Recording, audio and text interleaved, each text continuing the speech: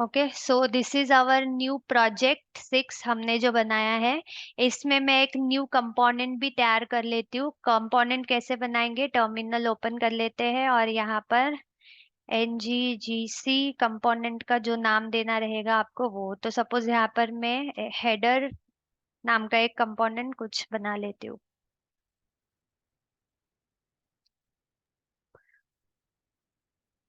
ठीक है, तो ऐप के अंदर यहाँ पे बन गया हमारा हेडर कंपोनेंट।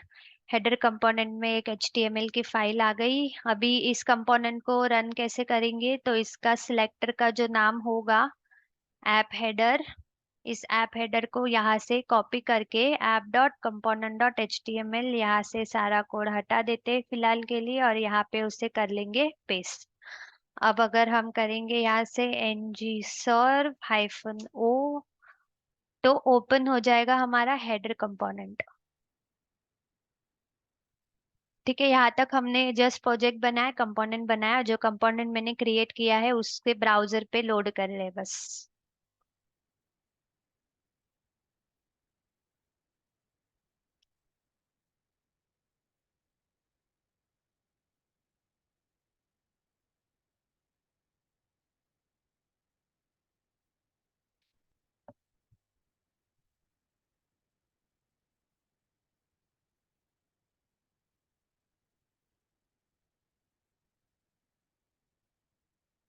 इतना तो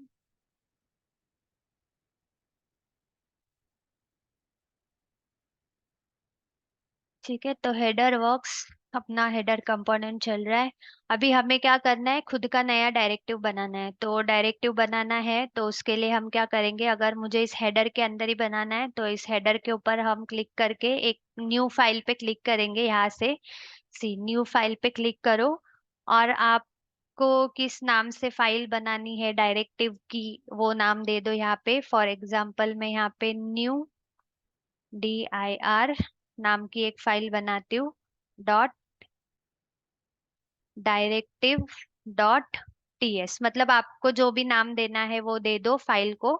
न्यू डायरेक्टिव डॉट टीएस, ऐसे मैंने एक न्यू फाइल बनाई जिसमें हम लिखेंगे अपना डायरेक्टिव खुद का। ठीक है, तो अभी क्या करना है, सबसे फर्स्ट यहाँ पे आपको बनाना पड़ेगा एक क्लास। क्लास किस चीज का बनाओगे, अभी जैसे हमने कंपोनेंट बनाया था तो देखो उसको एक्सपोर्ट लिखकर एक क्लास बनाएंगे हम इसी का, न्यू dir, और यहाँ पे डायरेक्टिव, जो भी आपको नाम लिखना है यहाँ पर एक क्लास बना लो। तो मैंने न्यू dir डायरेक्टिव नाम से एक बनाया है क्लास। जो भी आपको क्रिएट करना रहेगा वो क्रिएट करो। एक्सपोर्ट क्यों लिखा है हमने, ताकि हम इस क्लास को किसी भी दूसरे कंपोनेंट के अंदर यूज कर सके, इसीलिए हम इसको एक्सपोर्ट करेंगे। अगर हम इसे यहाँ से एक्सपोर्ट कर रहे हैं तो इंपोर्ट कहाँ पे करेंगे, ऐप मॉड्यूल डॉट टीएस में। तो ऐप मॉड्यूल डॉट टीएस के अंदर आके यहाँ पर डिक्लेरेशंस में कॉमा देके न्यू, जो भी आपके कंपोनेंट यानी आपके डायरेक्टिव का जो क्लास है उसे सिलेक्ट करो बस, और सेव। यहाँ पर लिखने के बाद आपको ये भी देखना है कि यहाँ पर वो जो है फाइल आपका लोड होना चाहिए, मतलब इंपोर्ट होना चाहिए यहाँ पे। ठीक है, तो अभी तक हमने क्या किया, यहाँ पर एक न्यू फाइल बनाई, हेडर के अंदर न्यू dir नाम से डायरेक्टिव डॉट टीएस एक क्लास बनाया, उस क्लास को यहाँ से एक्सपोर्ट और ऐप मॉड्यूल में इंपोर्ट किया ताकि हम मल्टीपल टाइम इस क्लास का यूज कर सके। सो नाउ इस क्लास को डायरेक्टिव कैसे बनाएंगे, तो जैसे हमने देखा था कि किसी क्लास को कंपोनेंट बनाने के लिए हम @कंपोनेंट नाम के डेकोरेटर का यूज करते हैं, वैसे ही यहाँ पर आपको यूज करना पड़ेगा @डायरेक्टिव का। ठीक है, तो यहाँ पे आपको यूज करना है डेकोरेटर @डायरेक्टिव। तो आपके पास यहाँ पे आया है देखो ऑलरेडी, तो ये आप सिलेक्ट करो। आपका डायरेक्टिव का जो भी फाइल या जो भी डिपेंडेंसी फाइल्स हमें लगेंगी वो आपके पास इंपोर्ट होके आ जाएगी। और सिमिलरली जैसे कंपोनेंट के अंदर हम पैरेंथेसिस और एक ऑब्जेक्ट बनाते थे वैसे ऑब्जेक्ट बनाना है। और सेम यहाँ पे हम एक सिलेक्टर लेंगे और यहाँ पर सिंगल कोट्स। अभी हम जो डायरेक्टिव बना रहे हैं ना, वो आप एट्रीब्यूट डायरेक्टिव बना रहे हो या स्ट्रक्चरल डायरेक्टिव बना रहे हो, ये भी आपको पता होना चाहिए। लाइक अगर आप स्ट्रक्चरल डायरेक्टिव बना रहे हो तो स्ट्रक्चरल डायरेक्टिव जो है वो स्टार्ट होता है एस्ट्रिक्स से, और अगर एट्रीब्यूट डायरेक्टिव बना रहे हो तो उसके लिए आपको देना है ये स्क्वायर ब्रैकेट। ठीक है, तो याद रखना, अगर आप नया जनरेट भी करते हो ऑटो कमांड से, हम वो भी देखेंगे, अगर ऑटो कमांड से जनरेट करने के बाद आपको तो ये इस पेज के ऊपर का जितना भी कोड है वो बाय डिफॉल्ट मिल जाएगा पहले से ही, और उसमें सिलेक्टर भी आ जाएगा आपके पास। और अगर उस सिलेक्टर के अंदर आपके पास इस तरह से स्क्वायर ब्रैकेट के अंदर सिलेक्टर का नाम आपने लिखा है, तो इसका मतलब क्या हुआ कि ये होगा आपका कौन सा डायरेक्टिव, स्ट्रक्चरल डायरेक्टिव होगा। और अगर आपको उसे एट्रीब्यूट डायरेक्टिव बनाना है, सॉरी, स्क्वायर ब्रैकेट रहेगा तो मतलब वो हमारा एट्रीब्यूट डायरेक्टिव है, और स्ट्रक्चरल बनाना होगा तो हमें इसकी जरूरत नहीं है। सो अभी हम बना रहे हैं एक एट्रीब्यूट डायरेक्टिव, तो हम यहाँ पर स्क्वायर ब्रैकेट्स के अंदर जो आपको नाम देना है आपके डायरेक्टिव का, जैसे कि मैं यहाँ पे सेम ही नाम यूज कर रही हूँ, डी आई, न्यू DIR, मतलब कि न्यू डायरेक्टिव करके ऐसे। ठीक है, सी यहाँ तक हमने क्या किया है, एक न्यू कंपोनेंट बनाया, मैंने एक न्यू फाइल बनाया, यहाँ पे फाइल का नाम आपको दिख रहा होगा न्यू डायरेक्टिव डॉट डायरेक्टिव। ये आपको कुछ भी लिखना है, डायरेक्टिव लिखो नहीं लिखो फर्क नहीं पड़ता, बट ये मेरी डायरेक्टिव की फाइल है इसीलिए हमने यहाँ पे नेम दे रखा है उसे directive.ts। ये फाइल बनाने के बाद अभी हम इस फाइल के अंदर एक क्लास बना चुके हैं, एक्सपोर्ट क्लास न्यू डायरेक्टिव नाम से, और इस क्लास को यहाँ से एक्सपोर्ट करके इंपोर्ट कर लिया ऐप मॉड्यूल डॉट टीएस में। Now to make this class as a directive, हमने यहाँ पे डायरेक्टिव डेकोरेटर का यूज किया है, डायरेक्टिव, से जो भी चीज लिखोगे दैट इज योर डेकोरेटर। तो हमने यहाँ पे डायरेक्टिव लिखा, सिलेक्टर में हम जो नाम का डायरेक्टिव बनाना चाहते हैं मैंने वो नाम दे दिया। अब अगर ये नाम आपका स्क्वायर ब्रैकेट के अंदर है that means you are creating attribute directive. अगर आप बिना स्क्वायर ब्रैकेट के लिखते हो तो ये हो जाएगा आपका स्ट्रक्चरल डायरेक्टिव। डिफरेंस याद रखना, यहाँ पर भी हमने लिखा है नोट्स में कि स्ट्रक्चरल वाला जो होगा वो एस्ट्रिक्स से डिफाइन होगा, और एट्रीब्यूट वाला जो होगा वो स्क्वायर ब्रैकेट से डिफाइन होगा। ठीक है, तो यहाँ पे हम लोग एट्रीब्यूट बना रहे हैं, बाद में हम स्ट्रक्चरल भी देखेंगे। तो एट्रीब्यूट के लिए आपको क्या देना है, स्क्वायर ब्रैकेट्स देना है। सो नाउ अब मैं क्या करती हूँ कि इस न्यू डायरेक्टिव को ना यहाँ से कॉपी कर लेती हूँ, बस ये न्यू डायरेक्टिव, स्क्वायर ब्रैकेट नहीं, यहाँ से कॉपी करके मैं चाहती हूँ इस पी के अंदर मैं उसको पास कर दूँ, इस पैराग्राफ के अंदर मैं उसे दे दूँ।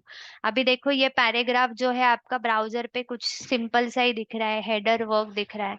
अब इस डायरेक्टिव के अंदर क्या काम करना है वो भी मैंने अभी तक नहीं बताया, मतलब मैं यहाँ पर कोई भी HTML का एलिमेंट लिखूं, लाइक मैंने यहाँ पे लिखा वेलकम, और मैं चाहती हूँ कि मैंने यहाँ पर जो डायरेक्टिव बनाया है ना, जो मैंने ये ऐप न्यू DIR नाम से जो डायरेक्टिव मैंने बनाया है, वो डायरेक्टिव मुझे इस एलिमेंट के ऊपर अप्लाई करना है। तो मैं इस तरह से डायरेक्टली अप्लाई कर सकती हूँ, बट ये डायरेक्टिव अप्लाई करने के बाद होना क्या चाहिए, उसके अंदर चेंजेस क्या होने चाहिए, ये अभी तक हमने उसे डिफाइन नहीं किया है।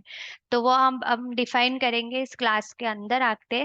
और क्लास के अंदर आपको बनाना है एक कंस्ट्रक्टर, बिकॉज देखो अगर आपको कुछ भी लॉजिक लिखना है या काम करना है तो आपको फंक्शन बनाना पड़ेगा एक, डायरेक्टली आप अपने क्लास के अंदर काम नहीं कर सकते हो, तो इसलिए मैं कंस्ट्रक्टर का यूज कर रही हूँ। कंस्ट्रक्टर का क्यों यूज कर रहे हैं, बिकॉज जैसे ही हमारा प्रोग्राम रन होगा तो बाय डिफॉल्ट ये कंस्ट्रक्टर के अंदर का कोड भी रन हो जाएगा। दूसरा कोई फंक्शन बनाओगे तो उस फंक्शन को अलग से कॉल करना पड़ेगा हमें, तो इसीलिए हम कंस्ट्रक्टर का यूज कर रहे हैं। अब इस कंस्ट्रक्टर के अंदर लिखेंगे हम अपना लॉजिक। लॉजिक यानी कि मैं चाहती हूँ कि अगर मैं इस डायरेक्टिव का यूज किसी भी HTML के एलिमेंट पे करूँ तो उस एलिमेंट के साथ क्या चेंजेस होने चाहिए। फॉर एग्जाम्पल उसका कलर बदलना चाहिए, या बैकग्राउंड कलर चेंज होना चाहिए, या फॉन्ट साइज इंक्रीज होना चाहिए, जो भी CSS आप करना चाहते हो वो। तो उसके लिए आपको क्या करना पड़ेगा, तो यहाँ पर हमें क्रिएट करना पड़ेगा पहले एक वेरिएबल, लाइक यहाँ पे हम एक वेरिएबल बना लेते हैं जिसका स्कोप मैंने प्राइवेट रखा है सपोज। तो वेरिएबल को आप जो भी नाम देना चाहते हो वो दे दो, जैसे कि मैं यहाँ पे एलिम लिख रही हूँ, एलिम मैं बस इसलिए लिख रही हूँ क्योंकि मुझे एलिमेंट के ऊपर अप्लाई करना है, तो इसलिए मैंने एलिम लिखा शॉर्ट फॉर्म। और यहाँ पर आपको एक एलिमेंट रेफरेंस करके आपके पास एक की रहेगी, आपको ये यूज करनी है। Now what is this element ref, तो ये एलिमेंट का रेफरेंस, यानी कि जिस किसी HTML एलिमेंट के अंदर, जैसे कि आपने इस H2 के अंदर अगर इस डायरेक्टिव को पास किया है, तो इस एलिमेंट का जो रेफरेंस है, यानी इसके अंदर का जो भी कंटेंट है, वो कहाँ पे आ जाएगा, इस एलिम नाम के वेरिएबल के अंदर आ जाएगा। तो इसीलिए हमने यहाँ पर यूज किया है कि मुझे एलिमेंट का रेफरेंस चाहिए, मतलब जो भी कंटेंट है वो कंटेंट चाहिए जो इस वेरिएबल में आ जाएगा। Now using this variable elim dot, अब नेटिव एलिमेंट लिखो, मतलब ये प्री डिफाइंड कमांड है, जैसे ही आप यूज करोगे देखो आपके पास बाय डिफॉल्ट आ रही है elim डॉट नेटिव एलिमेंट, मतलब कि अभी जो भी एलिमेंट होगा उसका, लाइक H2 है या P है, तो वो सिलेक्ट हो जाएगा और उसके ऊपर आपको क्या करना है, स्टाइल करना है। तो यहाँ पे आपको स्टाइल लिखना है डॉट, एंड क्या करना है, सपोज कलर चेंज करना है तो कलर लिखो, और यहाँ पे डबल इन्वर्टेड कॉर्ड्स में लिखना है आपको जो भी चेंजेस करना चाहते हो वो रेड। तो सी अभी यहाँ पर क्या हो गया, हमारे ये दोनों भी टेक्स्ट रेड कलर में कन्वर्ट हो गए। क्यों हो गए, क्योंकि हमने यहाँ पर डायरेक्टिव पास करके रखा है न्यू dir, और इस न्यू dir को मैंने खुद से कस्टमाइज करके बनाया है। मैं चाहती हूँ कि मैं जब भी ये न्यू dir किसी भी HTML एलिमेंट के अंदर पास करूँ, तो उसके साथ चेंजेस क्या होने चाहिए, ये चेंजेस होने चाहिए कि उसका कलर जो है वो रेड हो जाना चाहिए। और भी कुछ आपको करना होगा तो आप वापस से एक बार लिख सकते हो ये चीज, मतलब मल्टीपल देने होंगे ना, तो जैसे कि बैकग्राउंड कलर भी अगर आपको बदलना है तो यहाँ पे लिखो बैक जी। अभी ये जी कैपिटल होगा क्योंकि हम CSS में इस तरह लिखते हैं ना कुछ, सॉरी, बैकग्राउंड लिखते हैं पहले और कलर हाइफन देके लिखते हैं, BACKGROUN। बैकग्राउंड स्मॉल आएगा पूरा और कलर का C कैपिटल आएगा, बिकॉज हम लोग जब CSS में लिखते हैं तो हाइफन लिखते हैं ना यहाँ पे, तो हाइफन के आगे का जो भी पहला कैरेक्टर होगा वो आपको यहाँ पर लिखते वक्त कैपिटल में लिखना है। जैसे कि अगर आपको फॉन्ट साइज बढ़ानी है सपोज बैकग्राउंड कलर की जगह, तो देखो फॉन्ट हाइफन साइज इस तरह लिखते हैं हम, तो यहाँ पर लिखना है फॉन्ट और SIZE साइज, इस तरह से लिखो। और फिर इज इक्वल्स टू जो भी आपको फॉन्ट साइज चाहिए, फॉर एग्जाम्पल 36 पिक्सल यहाँ पे लिखा, तो अभी इसका फॉन्ट साइज भी वो 36 पिक्सल कर देगा। मतलब this is our customise directive, ये न्यू डायरेक्टिव है। बस इसको मैंने इस तरह से पास कर दिया है, तो जिधर भी हमने अप्लाई किया रहेगा उस HTML एलिमेंट के ऊपर आपको वो चेंजेस अप्लाई करके दिखा देगा। ठीक है, तो ये था हमारा कस्टम एट्रीब्यूट डायरेक्टिव। क्लियर है इतना, या मैं वापस एक बार करके दिखाऊं नया? हेलो? क्लियर है मैम। क्लियर है मैम। सो तो नहीं गए दोपहर के टाइम में सारे? मॅम हाँ, मॅम तुम्ही न्यू डिरेक्टिव्ह ही कंपोनंट कशासाठी क्रिएट केलं? हे कंपोनेंट नाही बनवलंय आपण, आपण हेडर डिरेक्टिव्ह नावाचं डिरेक्टिव्ह हा, आपण हेडर नावाचं कंपोनेंट बनवलेलं आहे। ठीक आहे, तुम्ही हे बनवा, नाही बनवलं तरी तुम्ही तुमच्या app.html मध्ये पण यूज करून बघू शकता। मी फक्त एक हेडर नावाचं कंपोनेंट बनवलंय आणि त्या कंपोनेंट मध्ये आता जर आपण न्यू डायरेक्टिव्ह बनवणार आहोत, तर त्या न्यू डायरेक्टिव्हचा कोड तू कोणत्या तरी फाईल मध्ये लिहिशील। मग त्यासाठी आपण ही एक फाईल तयार केली न्यू डायरेक्टिव्ह डॉट TS नावाची। अच्छा, म्हणजे आणि कशासाठी क्रिएट केली ही? आपल्याला न्यू डायरेक्टिव्ह बनवायचा आहे, तर मग त्याचा कोड कशामध्ये लिहिणार आपण? आपले जे 3 फाईल आपल्याला कंपोनंट मध्ये ऑलरेडी भेटतात, CSS, HTML आणि टाइपस्क्रिप्ट, यस. त्यांचं काम तर वेगळं आहे जे आपण ऑलरेडी बघितलंय। नवीन डायरेक्टिव्ह जर का मला क्रिएट करायची असेल, तर हा जो काही मी कोड, हा जो काही पोर्शन मी टाइप केलेला आहे न्यू डायरेक्टिव्ह बनवण्यासाठी, हा टाइप केलाय आपण या फाईलमध्ये, अच्छा. New directive dot TS। टाइपस्क्रिप्टचीच फाईल आहे ऍक्च्युली ही, पण डायरेक्टिव्ह बनवलंय याच्यासाठी आपण त्याचं नाव इथे डायरेक्टिव्ह पण दिलंय, फॉर अंडरस्टँडिंग पर्पज, की हा कंपोनेंट आहे, हा वरचा जो आहे हा कंपोनेंट मधला, ही कंपोनेंटची टाइपस्क्रिप्टची फाईल आहे आणि ही डायरेक्टिव्हची टाइपस्क्रिप्टची फाईल आहे असं। अच्छा मॅम, यामध्ये डिफरन्स काय आहे कंपोनंट आणि डायरेक्टिव्ह मध्ये? हा कंपोनेंट टाइप स्क्रिप्ट आहे ना, याच्यामध्ये मी बाकीचं जे काय लॉजिक असेल आपला ते लिहू शकतो, आणि जर तुम्हाला फक्त डायरेक्टिव्हशी रिलेटेड काही पार्ट स्वतः कस्टमाइज करायचा असेल तर तू या फाईल मध्ये करू शकतो।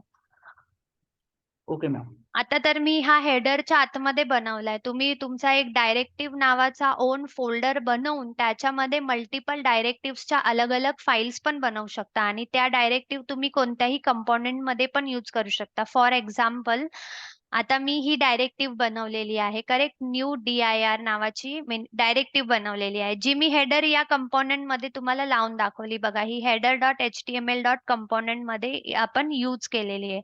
सी, आपण करून बघूयात, एक नवीन कंपोनेंट जनरेट करून बघूयात आपण, न्यू कंपोनेंट, आणि त्या न्यू कंपोनेंट मधल्या टेक्स्ट वरती आपण अप्लाय करून बघूयात. ngc, समजा इथे मी एक फुटर नावाचा कंपोनेंट जनरेट केलेला आहे. ठीक आहे, हा फुटर आहे. आता ह्या फुटरच्या आतमध्ये आपल्याकडे कोणती नवीन डायरेक्टिव्हची फाईल नाहीये. जर तुम्हाला बनवायचं असेल तर तुम्ही अगेन फाईलला क्लिक करून एक न्यू डायरेक्टिव्हची फाईल बनवून तुम्हाला काय त्या डायरेक्टिव्ह अप्लाय केल्यावर चेंजेस झाले पाहिजे तो तुमचा स्वतःचा कोड मॅन्युअली टाईप करू शकता.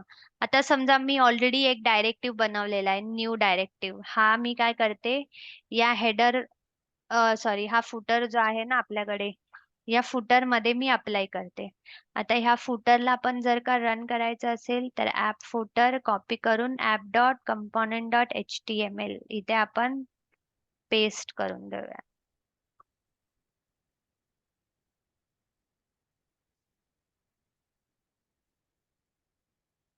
एकदा वापस मी ng सर्व करते. क्लोजिंग टॅग पी क्लोज ना झाला का व्यवस्थित आपला HTML.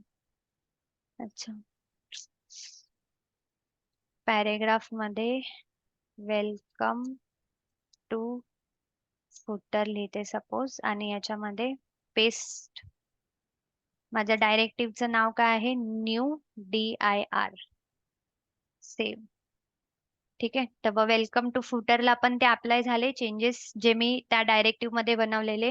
म्हणजे मी एक फक्त फाईल बनवली आहे, ती पण मी हेडर मध्ये बनवली, हेडर कंपोनेंट मध्ये. आता तुम्ही हेडर कंपोनेंट मध्ये बनवा, नाही तर कुठेही ऍपच्या आतमध्ये कुठेही बाहेर बनवा ती फाईल. त्या फाईल मध्ये तुम्ही जो कंपोनेंट, सॉरी, त्या फाईल मध्ये तुम्ही जो पण डायरेक्टिव्ह बनवलेला आहे ना, न्यू डायरेक्टिव्ह, तो तुम्ही मल्टिपल कंपोनेंट्सच्या आतमधल्या मल्टिपल HTML एलिमेंट्सला अप्लाय करू शकता. Okay ma'am. मॅम, आपण डायरेक्टिव्ह मध्ये लॉजिक नाही लिहू शकत? लिहू शकतो. आणि आता नाही, आता आपण काय केलेलं आहे, आता आपण फक्त ऍट्रिब्यूट डायरेक्टिव्ह बनवलेला आहे. ऍट्रिब्यूट डायरेक्टिव्ह म्हणजे काय, हे आपले ऍट्रिब्यूट डायरेक्टिव्ह आहेत, बरोबर. ng क्लास आणि ng स्टाईल, याने तू फक्त काय करू शकतो, स्टायलिंग अप्लाय करू शकतो. क्लासने फक्त काय करू शकतो, क्लास बनवून त्यात पण तुम्ही स्टाईलच लिहिणार आहे ना, की त्या क्लासमध्ये काय कलर, काय बॅकग्राऊंड कलर, काय हाईट विथ करायची आहे ते. सो ऍट्रिब्यूट डायरेक्टिव्ह मध्ये आपल्याला लॉजिक नाही लिहिता येणार. जेव्हा तुम्ही मॅन्युअली स्ट्रक्चरल डायरेक्टिव्ह बनवणार असाल, तिथे इफ चा यूज आहे. इफ म्हणजेच आपलं लॉजिकल कंडिशन्स झाल्या ना, की इफ जर असं असेल तर हा डिफ डिस्प्ले करा, नसेल तर हा डिफ डिस्प्ले करा. मग त्या केसेसमध्ये आपण जी डायरेक्टिव्ह बनवणार ती असेल आपली स्ट्रक्चरल डायरेक्टिव्ह, मग ज्यामध्ये तुम्ही लॉजिक लिहू शकता. याच्यामध्ये पण लॉजिकच लिहिलंय आपण एक प्रकारे, पण हे कंडिशनल स्टेटमेंट नाहीये. मी फक्त सांगितलंय याच्यामध्ये की जेव्हा पण मी कुठे ही डायरेक्टिव्ह लावेल, तेव्हा मी ज्या पण कोणत्या एलिमेंटला लावेल, तेव्हा तुम्ही तिथे कलर रेड करा आणि त्याचा फॉन्ट साईज 36 करा, असं. आणखीन तुम्हाला काही चेंजेस करायचे असतील त्यामध्ये तुम्ही तसे करू शकता अकॉर्डिंग. मी एक तुम्हाला क्रिएट करून दाखवते, सी, वापस एकदा, एक बार वापस से चेक करो कि हमने क्या किया है, कि एक डायरेक्टिव अगर आपको क्रिएट करना है, ये सारी फाइल्स को क्लोज कर देती हूँ यहाँ से। ठीक है, नाउ फुटर कंपोनेंट के अंदर या कहीं पे भी बाहर आप बनाओ, जैसे अगर मैंने सिलेक्ट भी नहीं किया है तो मैं यहाँ पे कहीं पे भी बाहर न्यू फाइल बना रही हूँ। फाइल को आपको नाम सपोज यहाँ पे मैं देती हूँ अभी एट्रीब्यूट डायरेक्टिव, तो attribute dot direc directive dot ts। Now ये मैं डायरेक्टिव बस इसीलिए लिख रही हूँ ताकि मैं आइडेंटिफाई कर सकूं कि ये जो मेरी फाइल है ये डायरेक्टिव की फाइल है, इसीलिए हमने लिखा है। ठीक है, तो ये हमारी एक फाइल बन गई। अभी ये हम लोग मैन्युअल एक डायरेक्टिव बना रहे हैं, तो सबसे पहले क्या करेंगे, हम यहाँ पे क्लास बनाएंगे। क्लास आपको क्या नाम से बनाना है, सपोज यहाँ पे एट्रीब्यूट डायरेक्टिव नाम से मैंने एक क्लास बनाया। अब इस क्लास को क्या करेंगे, हम यहाँ से एक्सपोर्ट करेंगे। देखो ये एक्सपोर्ट इंपोर्ट करने की वजह से ही मैंने जो डायरेक्टिव मैंने हेडर में बनाया था वो मैं फुटर में भी यूज कर सकी। इसलिए आपको एक्सपोर्ट इंपोर्ट करना है ताकि आप किसी भी कंपोनेंट के अंदर इस क्लास में लिखा हुआ जो भी लॉजिक हो वो इस्तेमाल कर सको। तो हमने इसे यहाँ से एक्सपोर्ट कर लिया। एक्सपोर्ट करने के बाद वापस कहाँ पे जाएंगे, ऐप मॉड्यूल डॉट टीएस में जाएंगे। डिक्लेरेशन में हम यहाँ पर उसे भी इंसर्ट कर लेंगे। क्या नाम बनाया है हमने, आई थिंक एट्रीब्यूट डायरेक्टिव नाम से हमने क्रिएट किया है। तो एट्रीब्यूट डायरेक्टिव का वो क्लास यहाँ पे हमने इंपोर्ट कर लिया। ठीक है, यहाँ से एक्सपोर्ट वहां पे इंपोर्ट। नाउ इसे डायरेक्टिव बनाने के लिए डायरेक्टिव डेकोरेटर का भी यूज करेंगे। तो यहाँ पे आपको लिखना है डायरेक्टिव नाम का डेकोरेटर। जैसे ही एंटर करोगे ऑटोमेटिकली उससे रिलेटेड जो भी डिपेंडेंसी फाइल्स है इंपोर्ट हो जाएगी। फिर पैरेंथेसिस ओपन क्लोज, करली ब्रेसेस ओपन क्लोज करके आपको सिलेक्टर के अंदर आप डायरेक्टिव का क्या नाम देना चाहते हो वो देना है। And you are creating attribute directive, इसीलिए हम उसे लिखेंगे स्क्वायर ब्रैकेट के अंदर। अब इसमें आपको क्या नाम देना है आपके डायरेक्टिव का, तो मैं यहाँ पे ATTR मतलब ये नाम मैं शॉर्ट में लिख रही हूँ, एट्रीब्यूट डायरेक्टिव का ATTR ऐसे जो भी आपको लिखना है लिख सकते हो। नाउ ये तो मैंने डायरेक्टिव बना लिया। अब ये डायरेक्टिव मैं किसी एलिमेंट पे लगाऊंगी तो क्या होना चाहिए, उसके लिए हम कोड लिखेंगे क्लास के अंदर। सो क्लास के अंदर मैं डायरेक्टली इस एट्रीब्यूट का यूज नहीं कर सकती हूँ। अगर हमें कोई भी लॉजिक कंडीशन या कुछ भी चीज आपको लिखनी है फंक्शन के अंदर ही लिखेंगे। तो हम यहाँ पे बना रहे कंस्ट्रक्टर नाम का फंक्शन। ठीक है, तो अभी कंस्ट्रक्टर के अंदर भी क्या चीज लिखनी है, तो सबसे पहले हमें क्या करना पड़ेगा कि हम HTML एलिमेंट का रेफरेंस पहले गेट करेंगे। तो उसके लिए हम यहाँ पर एक वेरिएबल ले लेते हैं, एलिमेंट नाम से ही ले लेती हूँ अभी। और यहाँ पर आपको लिखना है एलिमेंट रेफरेंस। ये आपके पास पहले से प्री डिफाइंड कमांड से एलिमेंट रेफरेंस लिखोगे तो HTML के एलिमेंट का जो भी रेफरेंस जिसके ऊपर आपने ये डायरेक्टिव लगाई है उसका रेफरेंस इस एलिमेंट नाम के वेरिएबल में आ जाएगा। नाउ यूजिंग दिस एलिमेंट आपको लिखना है आगे नेटिव एलिमेंट डॉट स्टाइल। और स्टाइल आपको क्या करनी है, तो फॉर एग्जांपल अगर मुझे यहाँ पे मैं बैकग्राउंड कलर चेंज करने की कोई डायरेक्टिव अगर बना रही हूँ जो अप्लाई करते ही किसी भी चीज का बैकग्राउंड कलर चेंज हो जाए, तो यहाँ पे मैंने लिखा बैकग्राउंड कलर, C कैपिटल लिखेंगे यहाँ पे, कलर इज इक्वल्स टू जो भी कलर आपको चाहिए वो यहाँ पे लिखो। फॉर एग्जाम्पल पिंक अगर मैंने लिखा यहाँ पे। ठीक है, तो ये हो गई हमारी डायरेक्टिव तैयार। कौन से नाम की डायरेक्टिव बनाई हमने, ATTR नाम से मैंने बनाया ट्रिब्यूट डायरेक्टिव। इसको मैं कॉपी कर लेती हूँ यहाँ से। और अभी किसके ऊपर आपको अप्लाई करनी है, सपोज ये हेडर कंपोनेंट के अंदर जाती हूँ, ये वेलकम जो लिखा है ना मैंने पहले से ही, इस वेलकम के ऊपर अप्लाई करके देख लेते हैं हम लोग।